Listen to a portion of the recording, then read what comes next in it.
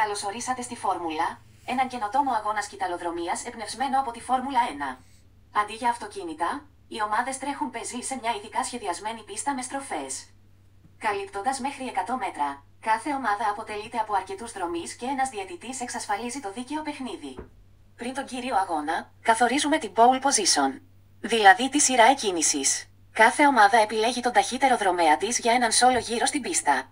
Αυτό λέγεται γύρος προκριματικών. Ο δρομέας με τον καλύτερο χρόνο κερδίζει την pole position, την καλύτερη θέση εκκίνησης. Ο δεύτερος γρηγορότερος παίρνει τη δεύτερη θέση και ούτω καθεξής.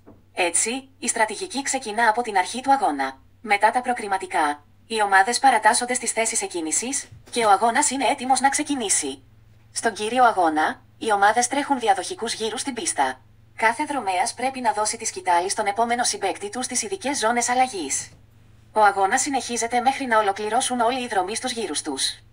Και η ομάδα της οποίας ο τελευταίος δρομέας περνάει πρώτος στη γραμμή τερματισμού κερδίζει τον αγώνα. Η φόρμουλα είναι ένα παιχνίδι για όλους. Για παιδιά, η πίστα μπορεί να είναι πιο σύντομη και με λιγότερες στροφές. Για ηλικιωμένους, μπορούμε να διευρύνουμε την πίστα και να περιορίσουμε τις στροφές, ενώ τους επιτρέπουμε να περπατούν. Η ασφάλεια είναι σημαντική στη φόρμουλα. Βασικοί κανόνες: μείνετε στη λωρίδα σας και μην κόβετε δρόμο. Δώστε τη σκυτάλη μόνο στις ζώνες αλλαγής.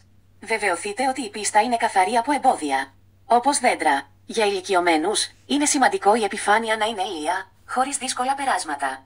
Η φόρμουλα συνδυάζει την ένταση της σκυταλοδρομίας με τη στρατηγική της pole position. Είναι όλα θέμα ταχύτητας, ομαδικής δουλειάς και διασκέδασης. Ετοιμαστείτε, δώστε τον καλύτερό σας σε αυτό και μην ξεχάσετε να ενθαρρύνετε τους συμπαίκτες σας.